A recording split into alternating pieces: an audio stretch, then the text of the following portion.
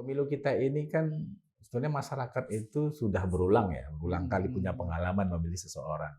Tapi memang kemarin saya melihat ada perubahan yang sangat luar biasa. Apa itu, Bang? Ya, perubahan luar biasa itu ya orang semakin pragmatis. Jadi pilihan dia misalnya katakanlah bahwa ya saya harus mengatakan bahwa hari ini memang praktek money politik itu sepertinya bukan sesuatu yang ditabukan lagi. Iya, betul. Uncontrol. Jadi ya siapa yang bisa melakukan, fine aja, lakukan aja. Kalau menurut saya ini termasuk juga kegagalan KPU. KPU itu gagal untuk mensosialisasikan soal pentingnya arti sebuah pemilu.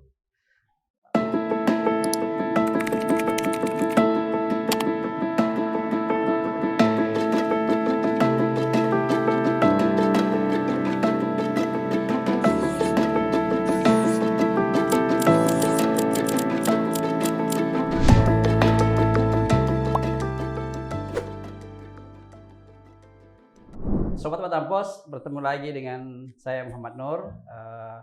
Saya ditemani oleh rekan saya Fiska Juanda. Saya Juanda. Dan di tengah ini adalah Ketua PKB Kota Batam yang juga caleg Kota Batam yang pada pemilu kemarin berhasil lolos ke DPRD Kota Batam. Dan senior kita juga di jurnalistik. Iya. Itu harus disebutkan. Karena itu kan satu hal yang tidak bisa terlepaskan. Iya. Dia mentor kita dulu di awal-awal menjadi jurnalis ya, Bang ya. Ya, siap. Ya, jadi kita kali ini dalam segmen cakap-cakap bersama Batampos dengan tema paket hemat PKB menghasilkan satu fraksi di DPRD Kota Batam. Amin. Nah, menarik kita berbincang soal pemilu yang kemarin yang sebagian orang mengatakan bahwa begitu brutal katanya, begitu brutal permainan politik uang gitu kan. Tapi PKB sendiri justru dengan paket hematnya bisa meloloskan 4 orang ke DPRD Kota Batam dan cukup untuk satu fraksi gitu loh. Iya. Mungkin apa jurusnya dipakai Bang Surya, Bang? Jurus mabuk atau jurus apa gitu? Dan kita juga perlu tahu nih, Bang. Masyarakat perlu tahu nih. Bang Surya habis berapa nih? Apa kayak yang lainnya, yang 3M, 6M? Pakai serangan fajar juga tak itu? Itu dia. Itu perlu penjelasan dari Bang Surya. Silakan Bang Surya. Sekedar gambaran, katanya ada juga pergerakan suara yang lumayan tinggi PKB dibandingkan 5 tahun yang lalu ya, Bang ya. Dan jumlah kursi juga bertambah 1 gitu. Ya Bang, silakan Bang. Ya, yang pertama mungkin saya ingin menyampaikan bahwa fakta memang pemilu 2024 kali ini oleh berbagai kalangan, ya mulai dari akademisi, teman-teman mahasiswa, kemudian juga kalangan pengamat politik, ya ahli-ahli politik itu memang sepertinya ada semacam satu pemikiran bersama bahwa pemilu kali ini disebut-sebut sebagai pemilu yang terburuk sepanjang sejarah pemilu Indonesia. Dan akhirnya memang sampai sekarang ini kan gonjang-ganjing soal pemilu kita ini terus-menerus menjadi perbincangan. Untung saja ada media sosial sehingga ada kanalisasi untuk menyampaikan apa saja yang terjadi di tengah-tengah masyarakat. Tapi boleh sedikit diceritakan gini, Bang, sebelum Abang menyampaikan menuju ke arah bagaimana PKB berjalan dengan pemilu. Apa yang dirasakan oleh PKB, caleg-caleg PKB dengan pemilu yang dikatakan yang pemilu yang ya beberapa pengamat bilang Bang ini yang terburuk dan terbrutal gitu. Ya, jadi di tengah-tengah kondisi yang sekarang ini ada satu keyakinan saya sejak awal bahwa ketika Gus Muhaimin sebagai ketua umum partai PKB itu maju menuju RE2 atau wakil presiden, saya meyakinkan seluruh kawan-kawan bahwa kita punya apa yang disebut dengan kotel efek itu ada. Efek ekor jas bagi PKB itu insya Allah akan signifikan. Karena memang dari postur yang kita lihat sekarang ini, hasil perolehan PKB di Kota Batam misalnya, itu rata-rata pemilih partai itu besar. Oh, Dia melampaui apa namanya apa istilahnya dari caleg-caleg perolehan caleg gitu ya, Bang. Ya, sendiri. ya, oke. Nah, terkecuali yang memang dia yang caleg jadi ya, itu memang lebih besar. Ya. Nah, atas dasar itu kita memang dari awal saya menyemangati bahwa teman-teman nggak usah khawatir di tengah kondisi bahwa hari ini memang pemilu kita itu ada apa ya, ada keikutsertaan kekuasaan untuk mengatur dan ingin membuat pemilu kita ini sebagai sesuatu yang apa sudah apa ya, sudah ada frame-nya, sudah ada, ya. dan sudah disetting gitu. Nah, saya bilang itu kita nggak perlu apa ya, nggak perlu ragu ya. Yang penting kita PKB di tengah-tengah kondisi apapun harus bisa melampaui apa yang tengah terjadi di tengah masyarakat. Nah, kita memang punya satu keyakinan ya bahwa PKB ini karena dia partainya yang didirikan oleh Nahdlatul Ulama, oleh para kiai dan para ulama, maka selalu kita mengatakan bahwa keberkahan itu akan sampai kepada PKB. Karena dalam berpolitik ini keberkahan itu penting. Ya, ya. Sehebat apapun kita lakukan di tengah masyarakat, kalau tidak berkah, tidak ada kebaikan bagi kita, maka perolehan suara kita itu pun bisa jadi akan tertukar dengan orang lain. Tapi kalau berkah, itu mau diapa-apain pun nggak bisa tertukar. Karena rezekinya sudah di sana ya, Bang. Keyakinan itu masih sangat kuat ya, Bang, di tengah gempuran money politik yang luar biasa itu. Di tengah bukan gempuran money politik, settingan gitu katanya. Maksudnya kalau biasanya seperti orang kan udah luntur tuh keyakinan seperti itu biasanya. Saya terus terang aja Mas Nur ya, pas malam pemilu itu, besok pemilu kita. Ya. Saya alhamdulillah rasanya plong aja. Plong aja gitu. Artinya saya meyakini bahwa PKB itu akan mendapatkan kursi yang terbaik. Artinya dia akan melampaui kursi yang lalu. Nah, saya sudah meyakini itu. Semula saya meyakini sebetulnya PKB itu bisa mendapatkan 5 kursi. Ya. Karena kita yang di Dapil 2, di Dapil 3, yaitu Bulang, Galang, Sungai Beduk, dan Nongsa, itu sudah pada waktu saya lihat itu bisa melampaui 5.000 lebih. Itu sudah kita kan dapat sana kan 5.300-an ya. Nah, jadi dengan seperti itu saya meyakini bisa 5 waktu itu. Nah, ternyata ada partai yang mendapatkan 2 kursi. Oh iya. Nah, itu kita posisi 9. Dari 9 kursi kita mau posisi 9. Posisi 9. Tapi kursi terakhir berarti ya. Iya, terakhir. Oh, ternyata Nasdem itu mendapatkan 2 kursi. Sehingga kita tidak bisa mendapatkan itu. Nah, itulah yang saya lihat, dan saya melihat sebetulnya begini nih. Pemilu kita ini kan sebetulnya masyarakat itu sudah berulang kali punya pengalaman memilih seseorang. Tapi memang kemarin saya melihat ada perubahan yang sangat luar biasa. Apa itu, Bang? Ya, perubahan luar biasa itu ya orang semakin pragmatis. Ya. Wah, ini hampir dibilang beberapa orang ya, Bang. Kita cakap-cakap Batam Pos ini tidak hanya dengan kita bercakap-cakap dengan beberapa, bahkan ada salah satu caleg juga yang tidak lolos gitu. Ya, pragmatis itu menjadi kata yang paling sering disebutkan. Paling sering disampaikan. Ya, karena kan orang kan dihadapkan dengan pilihan. Jadi pilihan dia misalnya katakanlah bahwa ya, saya harus mengatakan bahwa hari ini memang praktek money politik itu sepertinya bukan sesuatu yang ditabukan lagi. Iya. Uncontrol. Jadi ya siapa yang bisa melakukan, fine aja. Lakukan aja. Kalau bahasa kriminalnya brutal gitu ya, Bang.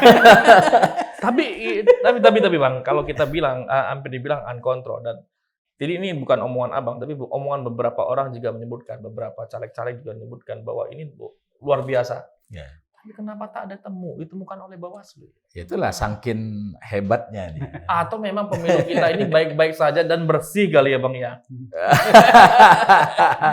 Sapu bersih. Oke. Bang, balik sedikit ke PKB.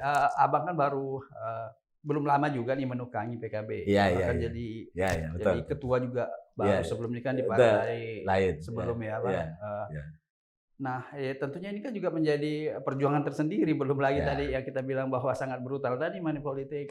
Ya. Orang baru nih masuk nih, tapi akhirnya bisa menambah 1 kursi dari Ya. sebelumnya, dan secara suara juga bisa lebih tinggi dari sebelumnya gitu. Ya. Apa yang Abang lakukan gitu loh? Jadi di PKB ini memang ya saya harus bekerja lebih ekstra keras. Sampai-sampai saya sebetulnya secara elektoral saya itu tidak tidak memikirkan kalau saya ini gimana suara saya gitu, secara pribadi. Iya. Nah, itu nggak terlalu saya pikirkan, karena bagaimana saya berpikir supaya seluruh dapil itu dapatkan satu-satu. Iya. Kan itu. Sebelum pemilu dalam sehari itu Abang tidur berapa jam? Iya, masih enak lah kalau sebelum pemilu. Enggak, maksudnya kan berarti kan harus kerja keras. Apakah Ya. mungkin yang biasanya mungkin jam 8 udah nyampe di rumah. Oh, enggak, Tapi sekarang sampai jam 11 harus kemana. Enggak, kalau pemilu kali ini ya Karena saya lihat juga Abang juga live di TikTok dan segala macam. sering tidak pulang lah.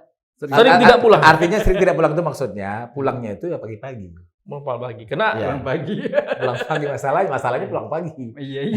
karena tidak punya uang yang banyak untuk yang itu ya Bang ya. Ya, jadi gini, kalau Makanya saya kerja keras gitu. Jadi kalau saya itu kan tadi saya bilang kan secara elektoral saya hampir terlupa, sehingga saya kadang-kadang untuk memikirkan dapil saya itu ya saya memang harus ya menjadwalkannya itu ya harus inilah ya bisa menyesuaikan dengan jadwalnya masyarakat apa segala semua. Nah, terus terang saja saya lihat pemilu kali ini kalau orang sudah berinvestasi pun jadi masyarakat, sudah berbuat, sudah melakukan sesuatu, kayaknya nggak cukup. Itu Nggak cukup. Nggak jaminan ya, Pak. Nggak jaminan. Karena saya ini kan 5 tahun off. Iya, 5 tahun off, betul. Artinya kan saya tidak bisa melakukan sesuatu ke. Iya, betul. Ini. Karena dari Dewan Provinsi terus kemarin mencoba di DPD, Bang, DPD ya. Nggak lolos. Ya. Artinya vakum 5 tahun. 5 tahun. Perjuangan berat nih untuk. Ya, makanya kan itu kan bukan sesuatu yang mudah. Iya. Kalau orang yang incumbent mungkin lebih mudah ya. Tapi begitu pun orang incumbent tadi saya bilang tadi. Gugur juga, Bang. Nah, itu. Nah, jadi ini memang perlu satu riset yang bagus ya, yang saya kira riset yang betul-betul harus ada riset lah ya. Mungkin jadi biar tahu kita jadi tipikal masyarakat kita itu ya ternyata ya yang selama ini digaungkan mungkin ya seperti halnya kalau ada orang ngasih sembako ya, misalnya presiden ngasih sembako, mungkin seperti itulah tipikal kita. Jadi orang kalau dikasih sembako ya terima saja gitu. Ya ini kan rezeki gitu loh. Artinya memang itulah real.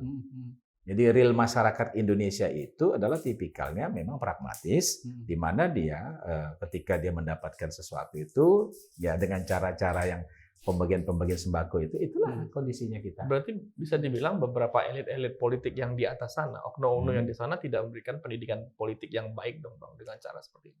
Jadi itu bukan soal hanya sekedar pendidikan politik ya. Jadi begini, kita melihat pemilu itu kan sebetulnya ini adalah salah satu sarana konstitusional untuk melakukan pergantian kepemimpinan. Ini kan itu sarana yang konstitusional. Nah, dan ini adalah cara kita untuk supaya negara ini dia terus-menerus berkesinambungan dalam rangka untuk mewujudkan keadilan dan kemakmuran bagi seluruh rakyat Indonesia tadi itu. Kan ini sebetulnya poin yang mau kita bangun melalui pemilu. Sebab pemilu ini dia haruslah mencerminkan bahwa ini adalah merupakan cerminan masyarakat kita ke depan. Nah, kalau seperti ini saya lihat, ternyata pembangunan-pembangunan yang dilakukan yang belakangan ini ya ternyata seperti itu hasilnya. Jadi tidak bisa kita katakan bahwa pembangunan kita hari ini berhasil, katanya tingkat kepuasan sampai 80%. Tapi faktanya ya itu. Inilah pencerminan masyarakat Indonesia.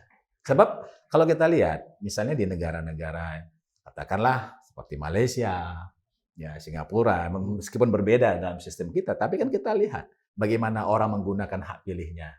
Bagaimana misalnya kalau si A ini, katakanlah partai UMNO misalnya, ketika dia melakukan sesuatu yang tidak baik, lalu berkumpullah partai koalisi yang lain seperti Pakatan Raya kemarin itu bisa langsung masyarakat itu bisa langsung mengeksekusi.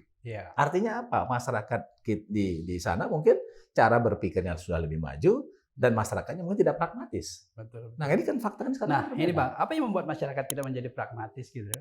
Nah, Tapi kita rehat sejenak.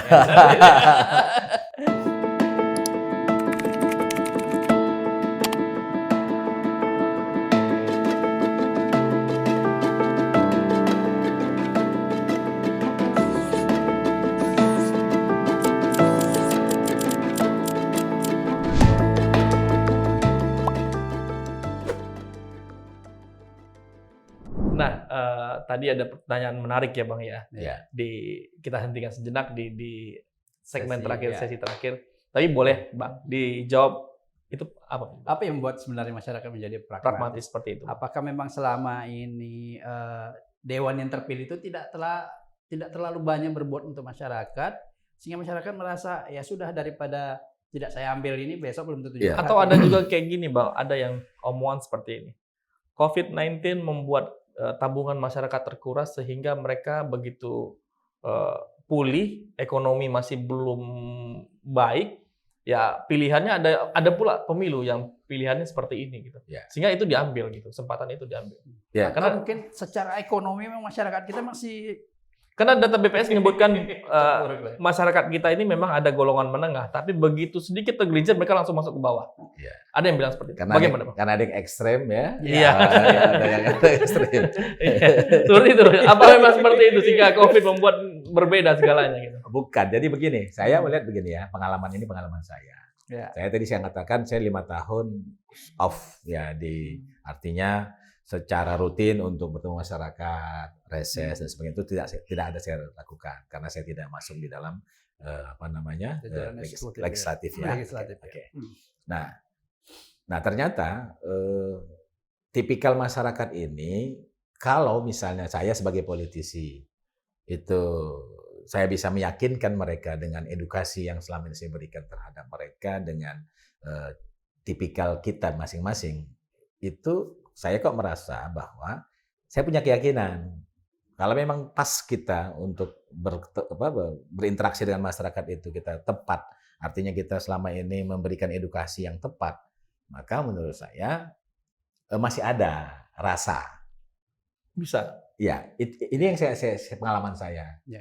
Berarti ada yang pragmatis, tapi ada juga yang masih idealis gitu ya. Iya, artinya masih bisa, kan rasa tadi. Kan kalau saya melihatnya ini kan soal politiknya kan soal persepsi, soal rasa. Nah, jadi orang akan melihat kita selama ini apa sih kerja kita waktu kita duduk. Jadi saya tidak duduk ataupun duduk, orang melihat saya persepsi yang sama. Oke. Jadi ada juga orang yang duduk, malah setelah duduk dia persepsinya berbeda. Jadi ada orang memang tipikal pada saat sebelum duduk dia kelihatannya ramah sekali, baik sekali, semua disantuni. Begitu duduk lain lagi. Nomor yang dikasih kemarin itu mati. Ganti nomor ya. Ganti nomor. Nah, Abang nggak ganti nomor kan Bang? Ya dari dulu cuma satu aja. Satu aja. Tapi serius nih Bang, nggak keluar sedikit pun, Abang udah vakum terus nggak nyebar duit gitu loh. Insya Allah nggak ada. Dileta lah. Berapa kos politik Abang? Kan kita butuh baliho dan pamflet dan segala macam. Saya paling itu baliho saya itu kan sampai 200 nggak Bang? 200. Saya hitung dulu ya. Berapa kira-kira? Kisarannya segitu nggak? Atau kurang lebih? Saya justru lebih banyak kos-kos politik itu saya kalau mengadakan untuk apa istilahnya untuk bagaimana kegiatan partai itu bisa. Lebih seperti itu. Ya, lebih banyak. Kalaupun saya pakai misalkan kita kan saya kan sebagai Amin ya. Jadi saya punya tanggung jawab bagaimana Amin ini berkembang, bagaimana Amin di Batam itu bisa sosialisasi dengan cepat. Nah, maka selalu terus terang saja, kalaupun saya misalnya main medsos itu justru yang saya ini kan yang utamakan justru Amin. Iya, Abang ini kan ketua partai pendukung Amin, Bang. Jadi balihonya, baliho Abang ini ada baliho Amin. Iya, kan itu. Enggak seperti itu ya, Bang ya, yang Abang tahu kan yang nggak seperti itu. Iya, betul. Iya. Jadi berbeda. Nah itu kayak saya bilang tadi kan saya justru harus mengeluarkan biaya kos itu karena memang kita harus ada mencantumkan Amin tadi itu. Ya, apalagi memang di partai sebelah juga yang pendukung nggak terlalu peduli. Memang harusnya ketua partai BPW harus kayak gitu. Memang ketua partai ya misalnya dia mendukung Amin, dia harus harus ada lah fotonya, balihonya, baliho Amin. Mungkin ada efek itu juga kali Bang ya. Walaupun istilahnya vakum 5 tapi karena ada Amin ada juga foto Surya Makmur. Lah mungkin itu salah enggak ya? begini. Mungkin itu salah satu yang strategi yang saya yakini. Iya. Jadi bagaimana supaya saya itu di tengah masyarakat tetap dilihat, bagaimana masyarakat memperbincangkan saya. Ini kan persoalannya bagaimana saya ini lebih banyak diperbincangkan. Betul. Ketika saya diperbincangkan, maka berarti kan nama saya itu hidup di masyarakat. Masih ada di masyarakat. Nah, persoalannya kan bagaimana masyarakat meyakini bahwa saya tetap menjadi pilihan. Itu. Iya, betul. Nah, ketika ini sudah diperbincangkan masyarakat persepsinya sudah ada sama kita nih. Nah, sudah ada, oh ya, rupanya SMN masih ini ya, masih calon gitu. Awalnya saya agak kesulitan, kenapa? Saya kan selama ini provinsi. Iya, betul. Nah, orang tahu saya tahunya di provinsi. Bang SMN provinsi ya katanya. Bukan, saya sekarang ini kota. Jadi saya itu blok balik. Agak sedikit meyakinkan bahwa jangan tertukar melihatnya ya Bang ya. Takutnya melihat di provinsi kok nggak ada nama Bang SMN ya gitu. Jadi PR saya pertama itu meyakinkan orang bahwa saya tidak lagi di provinsi. Karena saya 2 periode di provinsi, ini kok tiba-tiba ke kota, kok turun nama? Nah itu bahasa masyarakat, kok bisa turun sih? Saya bilang begini di DPR. Mengedukasi seperti itu. Ya, jadi mau maju di DPRD, mau di provinsi itu bukan soal turun atau naik, saya bilang. Itu dua hal yang berbeda, saya bilang. Karena itu kota ada urusan untuk satu kota, kalau provinsi seluruh provinsi, DPR itu seluruh Indonesia, saya bilang. Nah itu adalah hal-hal yang berbeda saja, kamarnya berbeda, saya bilang gitu. Dia tidak sama. Dia butuh perjuangan juga ya meyakinkan. Benar. Tidak mudah. Nah. Iya, karena dua periode di provinsi kan identik. Itu tidak mudah. Maka waktu saya ketemu lagi, karena gini juga, saya juga terus terang saja, meskipun saya tidak duduk, tapi saya setiap tahun ataupun setiap perjalanan hari-hari besar, hari-hari apalagi Ramadan gitu kan, Ramadan seperti ini, ngumpulin. Ya, saya tetap datang ke masyarakat. Oh iya, betul. Saya datang ke masjid-masjid. Safari Ramadan. Ramadan itu saya lakukan. Itu masih tetap dilakukan. Itu terus, walaupun saya nggak duduk. Dan sekarang jadi dai gitu loh. Dai dadakan ya. Dai dadakan gitu. Setengah-enggaknya itu jadi modal. Ya, jadi penting gitu. Misalnya, ya kadang-kadang saya datang juga ya ke masjid-masjid itu bukan karena harus dari saya, Pak. Yang penting saya jadi makmum mereka, bertegur sapa, itu memang menjadi rutinitas saya. Meskipun saya melihat begini, seperti itu saja saya lakukan, ternyata masih ada juga masyarakat yang berpaling. Karena saya merasakan juga, karena saya yakin sebetulnya di daerah sini sebetulnya saya sekian ini yang banyak. Ternyata meleset. Kena yang brutal tadi tuh Bang. Nah, meleset. Ya karena begini, biasanya saya kan meyakini misalnya di kawasan tertentu itu ada misalnya 10 TPS. Ya, saya ambil contoh misalnya ya, Belian ya. Saya 2014 ingat saya itu Belian itu termasuk yang paling tinggi. Dia 1.000 lebih. Ya. Nah, ternyata sekarang ini kan 900. Kurangnya. Kurang. Artinya kurang ada sekitar. Sedikit aja yang kena siram paling. Nah, masih ada yang setia. Dia gini loh Nur.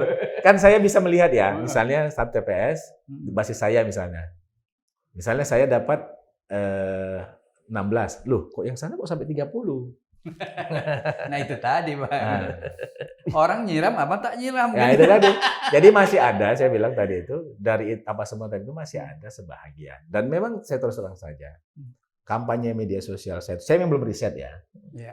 Kalau itu memang benar ya, orang memilih saya itu karena memang dia selalu mengikuti kegiatan saya ya melalui media sosial saya, maka menurut saya ini menjadi modal saya ke depan. Betul. Untuk bagaimana meyakinkan. Tapi memang agak nampaknya ada efeknya juga Bang. Mungkin perlu riset lagi tapi kalau kita lihat setiap Abang Live itu ribuan juga yang nonton kan. Dari ribuan mungkin separuh aja milih kan udah lumayan kan. Iya. Jadi gini, kenapa saya harus live media sosial? Karena ternyata di media sosial itu saya bertemu dengan kawan-kawan dari Batu Aji. Saya bertemu dengan kawan Sagulung, saya bertemu dengan Nongsa, saya bertemu dengan Bengkong. Bengkong paling sering. Saya juga. Biasanya mereka nanya apa ke Abang waktu live? Ya dia tanya, Bang, ini di apa Abang maju di mana? Dapil mana gitu kan? Dapil mana? diskusi pun berjalan nggak di sana? Iya, pasti. Interaktif Kan saya jadi, jelasin. interaktif gitu di Iya, sana. iya kan saya Hampir mirip-mirip cara Anies Baswedan. Iya. Ya kan saya kan fotokopi mereka. Iya. Jangan-jangan Untuk di tingkat Eh, kota ya, Bang. Bang, ini kan bentar lagi nih. Jangan-jangan ada desak SMN pula. Nanti kita tanya juga soal. Ya, itu nanti jangan ditanyakan dulu. Jangan ditanyakan dulu, Bang. Nah, kita Desak juga SMN kangen, ini Bang. jangan ditanyakan dulu. Nah, Abang kan udah dipastikan lolos dan PKB dapat 1 fraksi kan? Iya, insyaallah. Insyaallah. Tapi itu tadi banyak juga yang lolos lewat istilahnya Money money politik. politik tadi. Iya. Nah. Lalu masyarakat bertanya gini, gimana nasib Dewan ini ke depan kalau lolosnya transaksional tadi itu? Apakah mereka masih peduli dengan masyarakat atau tidak kan gitu? Loh, istilahnya kan dia sudah beli putus. Dan Suara satu juga udah pertanyaannya beli juga, putus, Bang, gitu. apakah kalau kami melihatnya dulu money politik itu agak bisik-bisik, Bang. Iya. Takut-takut ya. Pilih saya ya. Atau lihat orang kiri kanan. Iya. Sekarang kayaknya kok nggak bisik-bisik, malah di koran-koran. Nah, woi, ada di dia.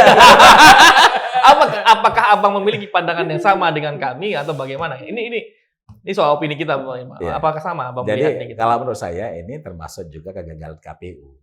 KPU itu gagal untuk mensosialisasikan soal pentingnya arti sebuah pemilu. KPU itu saya melihat ya masih sekedar dalam sosialisasi di masyarakat itu ya hanya sekedar Penyelenggaraan saja. ya ini kan menyampaikan jangan hajar serangan pajar katanya, rupanya betul-betul dihajar orang serangan pajarnya. Iya. 2019 dihajar ya. 2019 saya masih membuat berita Bawaslu menangkap polisi OTT. Dan ada dulu yang akhirnya didiskualifikasi.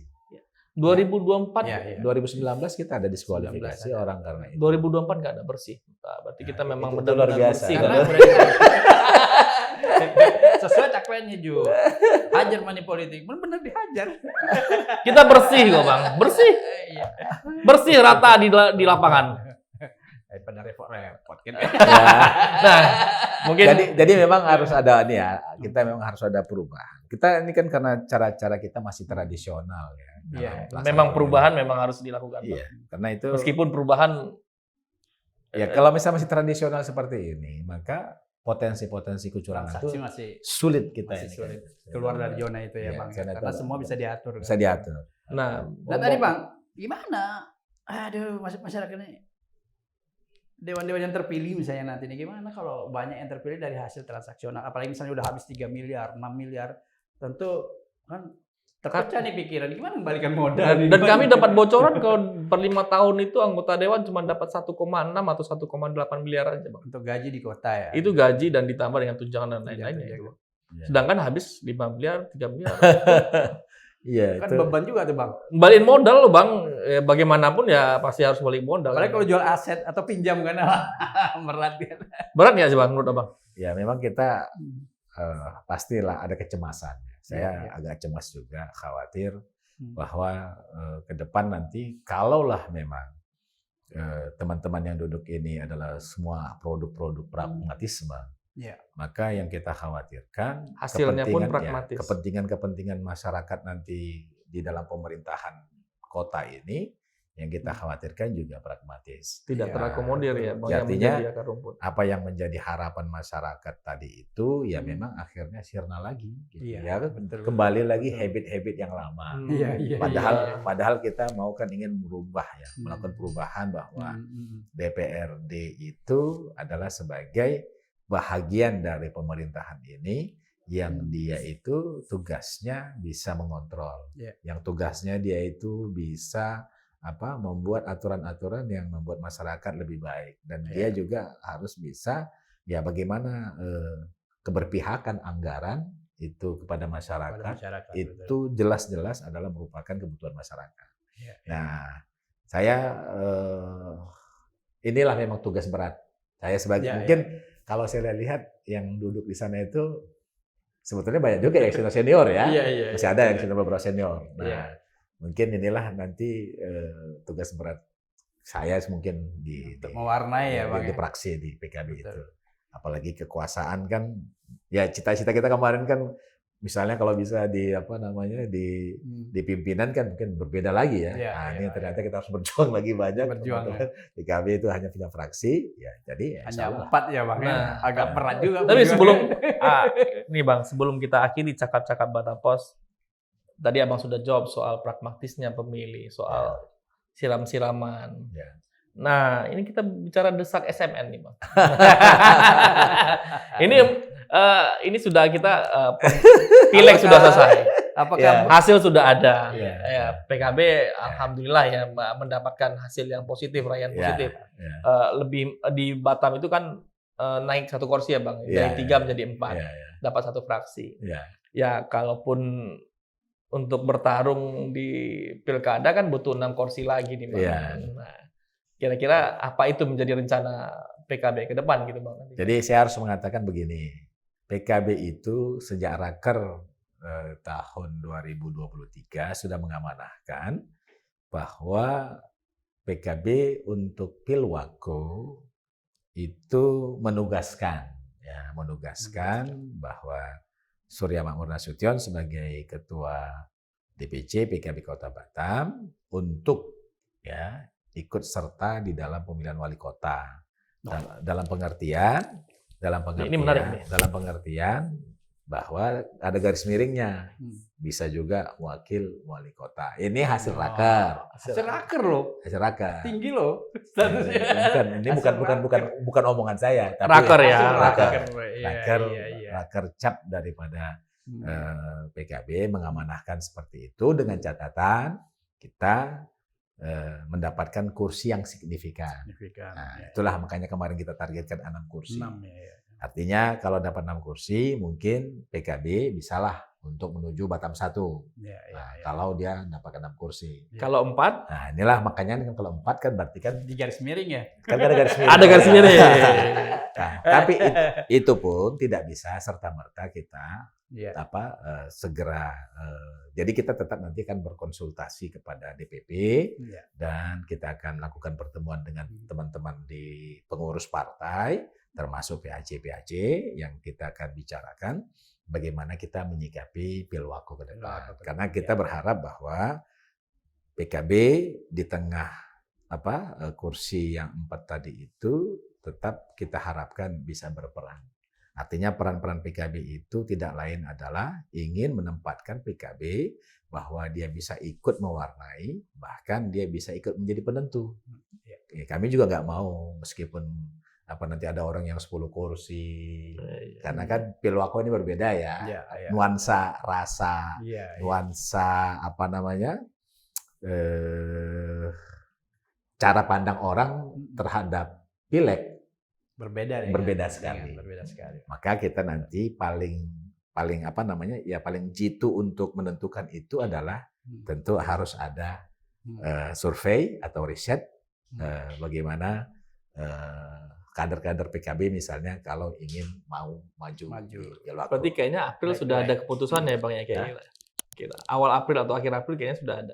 Ya mudah-mudahan nanti kita konsultasi dulu dan saya yakin nanti kita akan melakukan survei. Survei dulu ya Bang. Survei dulu. Elektabilitas SMN. Ya tidak mesti SMN, kan ada kader-kader lain juga.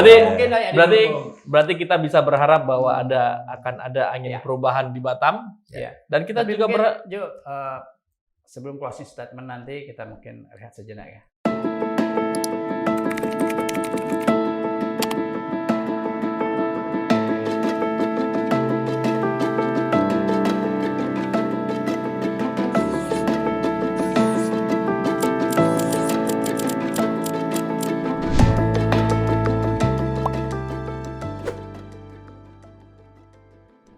Ya, baik. Nggak terasa sudah 30 menit kita berbincang dengan Bang Surya dan kita udah sampai di segmen terakhir.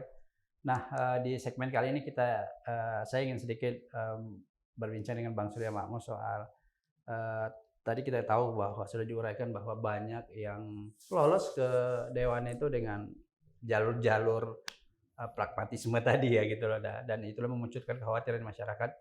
Jangan-jangan produknya yang keluar juga dari Dewan nanti ini lebih dari seperti itu juga kan gitu loh.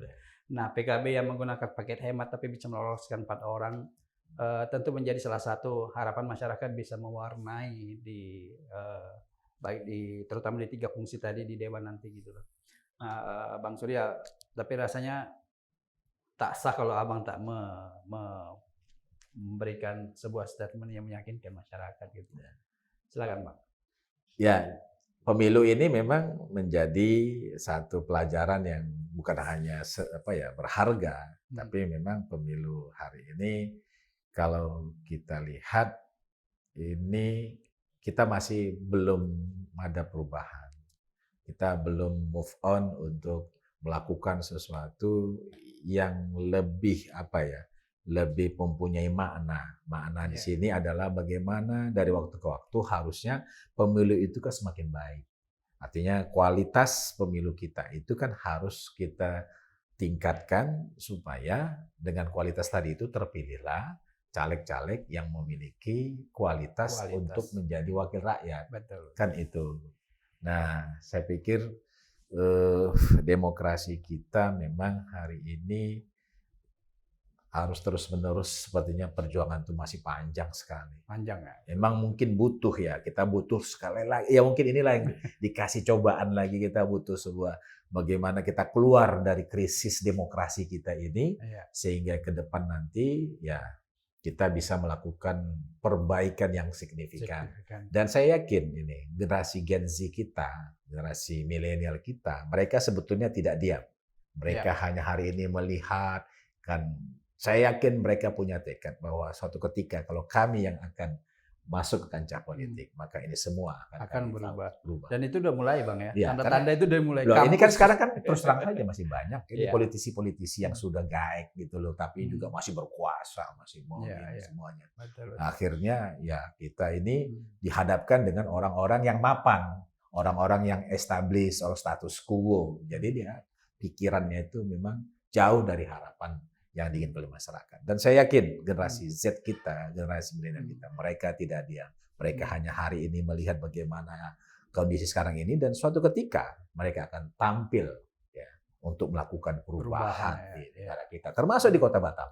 Saya yakin teman-teman generasi Z kita juga di Batam ini, suatu ketika mereka juga akan tidak diam lagi. Dan saya yakin mereka tidak akan diam. Dan mereka akan melakukan sesuatu untuk perbaikan di Kota Batam ini. Bahkan dalam Pilwako ini juga nanti saya yakin mereka juga akan hadir dengan cara berpikir, cara bertindak yang berbeda dibandingkan dengan generasi-generasi sebelumnya. Baik. Terima kasih banyak. Dan mudah-mudahan juga Bang Surya Makmur juga bisa mewarnai Pilwako yang akan datang ini. Tapi Bang Surya Makmur, terima kasih banyak. Oh bukan, kita nyebutnya bukan SMN, Bang SMN. Terima kasih banyak. Karena tagline-nya yang begitu. Tapi kalau tadi lihat cara Bang SMN berbicara, saya dengan cara baju yang dikenakan, dengan ini saya hampir mirip-mirip melihat orang yang datang, ada bapak-bapak yang datang ke Nongsa kemarin gitu, yang cara penyampaian yang cerdas, yang pemilihan diksi-diksi yang luar biasa gitu, terstruktur. Jadi saya mengingatkan saya gitu dengan bapak yang baju putih datang ke Nongsa, hujan-hujan ketemu di sana. Dengan pendek ya. Iya. Berarti kita berharap nanti ada desak SMN. Boleh. Berarti kita tunggu desak SMN-nya. Tapi sekali lagi Bang SMN, makasih banyak sudah datang di Cakap-Cakap Batam Pos, dan mungkin pembaca Batam Pos bisa kami simpulkan 18 November tak lama lagi, itu bukan waktu yang panjang, waktu yang singkat. Mudah-mudahan jangan menjadi pemilih yang pragmatis, karena yang kita pilih adalah wakil kita di gubernur, wakil kita di wali kota Batam. Nah, ini pemimpin-pemimpin kita yang akan memberikan kebijakan yang berdampak dengan kita. Jika pilihannya pragmatis, hasilnya juga akan pragmatis dan tentunya tidak akan sampai ke Anda. Sampai di sini saja Bang, Cakap-Cakap Batam Pos. Selamat, terima kasih banyak sudah datang di Cakap-Cakap Batam Pos Bang. Ya. Sampai jumpa. Salam redaksi. Salam redaksi.